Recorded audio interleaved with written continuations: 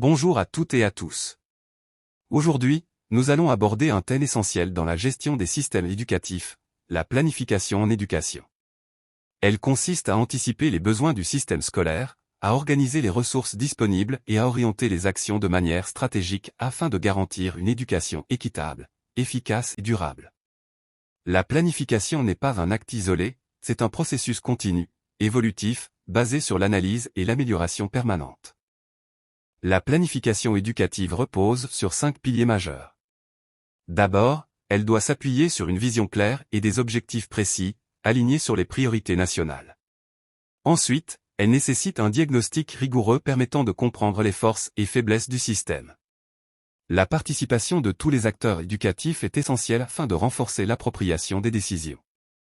Elle doit aussi tenir compte des ressources humaines, financières et matérielles disponibles. Enfin, des mécanismes de suivi et d'évaluation assurent la qualité et les ajustements nécessaires. Ces piliers garantissent une planification réaliste et alignée sur les besoins du terrain. 2. La phase d'élaboration. La première étape opérationnelle de la planification est l'élaboration du plan. Elle consiste à définir le cadre stratégique, les objectifs spécifiques ainsi que les indicateurs de performance. Il s'agit de prévoir les actions concrètes, leurs responsables, les ressources exigées et le calendrier de mise en œuvre. Cette phase assure la cohérence du plan avec les politiques éducatives et les orientations nationales. Un plan bien élaboré est un plan orienté résultat et faisable. 2. La phase d'expérimentation. Avant sa généralisation, un plan doit être testé à petite échelle. L'expérimentation permet de vérifier l'efficacité des actions, de détecter les obstacles et d'identifier les ajustements nécessaires. Les données collectées sont indispensables pour renforcer le plan avant son extension. L'objectif est de réduire les risques d'échec et de consolider les bonnes pratiques. 4. Phase d'expansion des plans. Une fois validé, le plan est déployé progressivement sur le reste du territoire.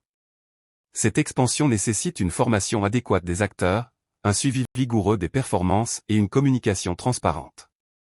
L'harmonisation des pratiques et l'accompagnement des équipes sont essentiels pour garantir la réussite de la généralisation. V. Capacité d'adaptation. Un bon plan éducatif doit être flexible et réactif.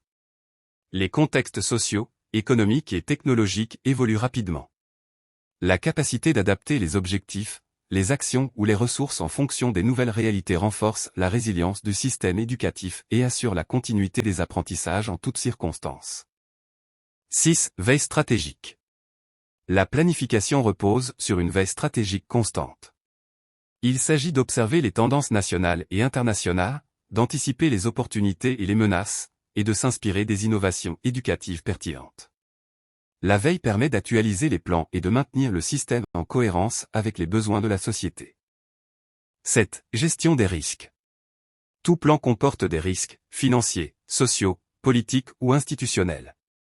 Il est donc nécessaire d'identifier ces risques, d'en mesurer la probabilité et l'impact, puis d'élaborer des mesures préventives et des plans de contingence. Une gestion efficace des risques protège le système éducatif et augmente la durabilité des réformes entreprises. 8. Étude de faisabilité. Avant la mise en œuvre d'un plan, il faut vérifier sa pertinence, sa viabilité et son efficacité potentielle. L'étude de faisabilité analyse la disponibilité des ressources humaines et matérielles ainsi que les contraintes possibles. Elle fournit des recommandations permettant d'optimiser le plan et d'en sécuriser la réussite. 9. Limites et insuffisances. Malgré tous les efforts, la planification rencontre souvent des limites, manque de données fiables, pénurie de ressources, résistance au changement, ou encore centralisation excessive. Reconnaître ces insuffisances permet de proposer des stratégies correctives et d'améliorer les futures planifications. La remise en question régulière est un gage de progrès et d'innovation éducative. En conclusion, la planification éducative est un processus stratégique, complexe et évolutif. Elle exige une analyse solide, une vision claire, une participation active et un suivi constant. La veille stratégique, la gestion des risques et l'étude de faisabilité renforcent la pertinence des plans. Enfin, l'amélioration continue et l'adaptation aux réalités du terrain permettent d'assurer l'efficacité, l'équité et la qualité du système éducatif. Planifier, c'est préparer l'avenir de nos élèves et contribuer au développement global de la société.